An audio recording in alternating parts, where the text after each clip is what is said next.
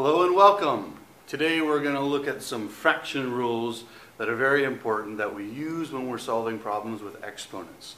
So today is titled Exponents Using Fraction Operations. This will help you when you're doing Fractional Exponents worksheet number 5.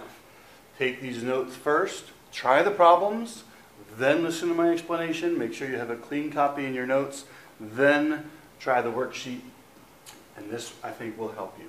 The first thing is we need to review that when we're adding and subtracting fractions, we need a common denominator. We add the tops, we leave the bottoms alone. That comes up in a problem like this, where we know we're multiplying common bases. The 2 times 3 is simply going to be 6. That's just coefficients being multiplied. But the x to the 1/2 times x to the 1/4, we know when we're multiplying common bases, we must add the exponents. And here we don't have a common denominator. So what we really need to do is figure out how we're going to solve 1/2 plus 1/4. We need to change this to a common denominator so I can make them both fourths. This one doesn't need to change at all. This one I could multiply by 2's so that I have 4 in the denominator, and that gives me 2 in the numerator. Now when I add the tops, I leave the bottoms alone, I get 3/4. So the answer here is 6x to the 3/4. Okay? A little different from when we're multiplying. When we're multiplying fractions, make sure you write this down in your notes. When we're multiplying fractions, we do not need a common denominator. We multiply tops times tops and bottoms times bottoms. And that comes up in a problem like this, where we've got power to power. We know in power to power we should be multiplying the exponents. So x to the 2/3 times 3/4 power. So this is what we need to do. We need to multiply these exponents. 2/3 times 3/4. It helps to write it out. 2 times 3 is 6. 3 times 4 is 12. That can simplify to be 1/2. Oops. 1/2, not 1/12. So our answer here is x to the 1/2 power. If the directions were to write it as a radical, then we would simply change that to square root of x. If it was just to simplify, we could leave it here. Okay? Let's look at some examples.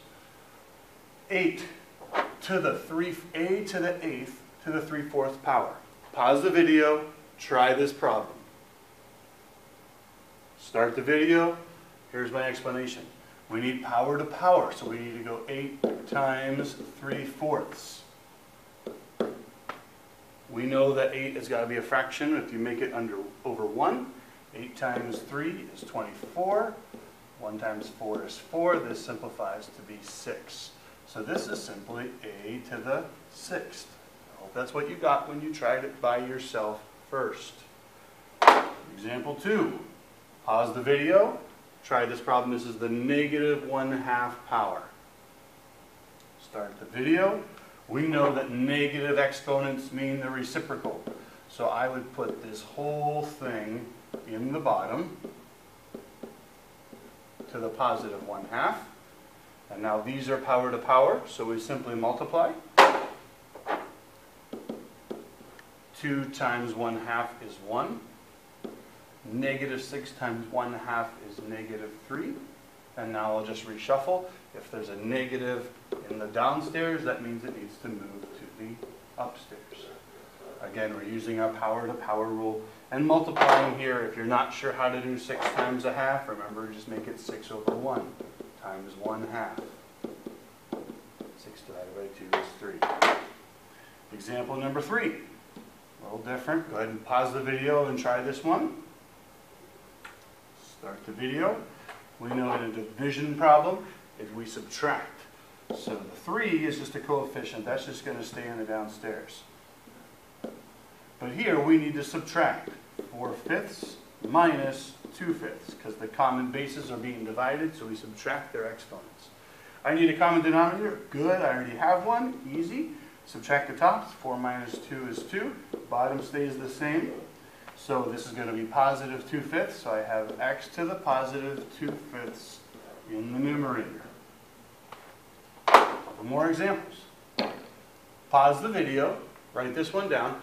5a squared b to the 3/5, c to the 7/10. Try it on your own. Start the video. When I have different roots here, the directions here are going to be to write as radical for all this. I should have put that at the beginning. Write as a radical. That's the directions. So I need to get common denominators here so that I can have the same root. So how do I change them to a common denominator? This is 2 over 1, 3 over 5, 7 over 10. I can make them all into tens. If I multiply the a by top and bottom by 10, that would give me 20 tenths. If I multiply the b by 2 over 2, that would give me 6 tenths. And the c would give me 7 tenths. Now I've got tenths, tenths, tenths. That's fantastic, since my job is to write it as a radical. The 5 is not being raised to anything in this one. It's just along for the ride. But I have the 10th root of a to the 20th, b to the 6th, c to the 7th. Now the only other thing I would look for here is to see, can I simplify any of this? You know, and at this point I would say, well, actually this is okay. We can leave this here. We can leave this here. We could pull this out and say, well, a to the 20th divided by 10th is actually a plane a squared. So we could make it plane a squared. But I'm actually okay with leaving this. Okay, next one. Try this one on your own. Pause the video. 2x to the 1/2, 3 to the y to the 3/4 times 3x to the 1/4. You should be able to get this one right now. Pause. Try. Start. We know the coefficients are just being multiplied. That's 6.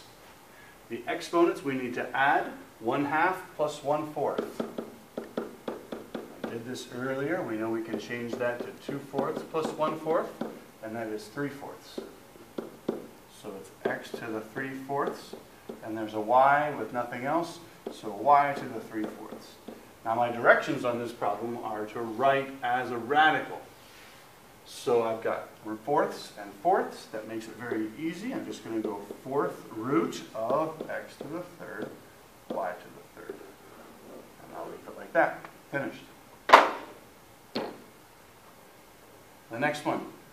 We have a -1 here. So 2x to the 3rd, y to the 1/2 over x squared, all to the -1/2. Pause the video and do this one. And start the video. We know the negative exponent means the reciprocal.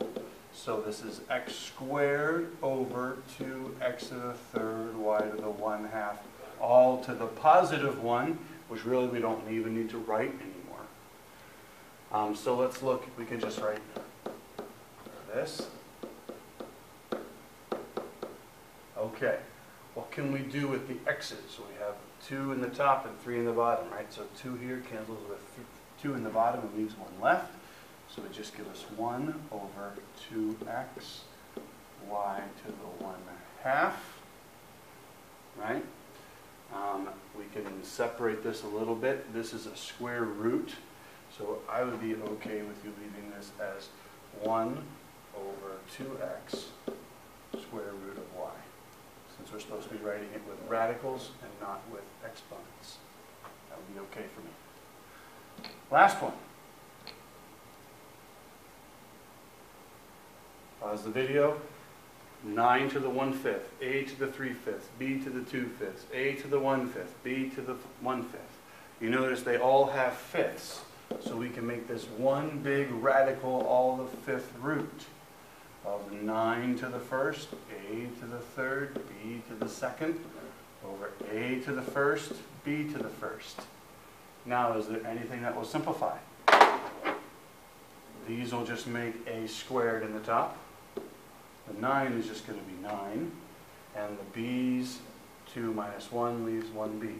So we've got 5th root of 9a squared b. This will help you now as you can refer to these examples as you work through the packet. Have a great day.